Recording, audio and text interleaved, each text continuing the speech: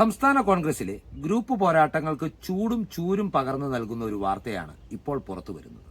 ഈ കഥയിലെ നായകൻ നിലമ്പൂർ MLA-യും ഇടത് സഹയാത്രികനുമായിരുന്ന PV അൻവർ ആണെങ്കിൽ ഈ കഥയുടെ തിരക്കഥയും സംവിധാനവും നിർവഹിച്ചിരിക്കുന്നത് മുൻ പ്രതിപക്ഷ നേതാവ് രമേശ് ചെന്നിത്തലയാണ്.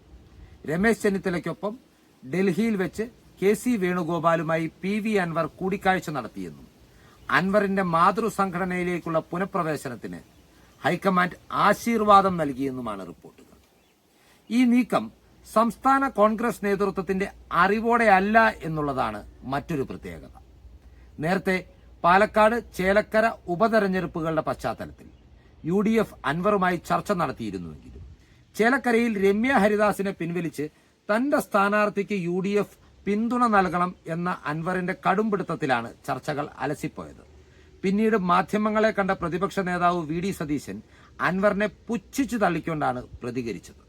അതുകൊണ്ട് തന്നെ ഈ നീക്കം പ്രതിപക്ഷ നേതാവ് VD സതീശന്റെ പാർട്ടിയിലെ അപ്രമാദിത്വത്തെ ചോദ്യം ചെയ്യുന്ന ഒരു നീക്കമാണ്.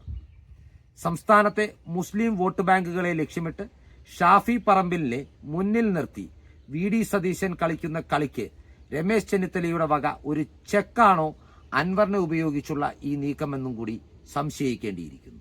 ഏതായാലും ഒരു കാര്യം ഉറപ്പാണ്, കേരള രാഷ്ട്രീയത്തിൽ തനിക്ക് ഒരംഗത്തിന് കൂടി ബാല്യമുണ്ടെന്ന് തെളിയിക്കുവാൻ രമേശ് ചെന്നിത്തലയ്ക്ക് കിട്ടിയിരിക്കുന്ന ഒരു സുവർണാവസരം കൂടിയാണ് അൻവറിന്റെ കോൺഗ്രസിലേക്കുള്ള മടക്കിവരവിനെ സംബന്ധിച്ചുള്ള വാർത്തകൾ.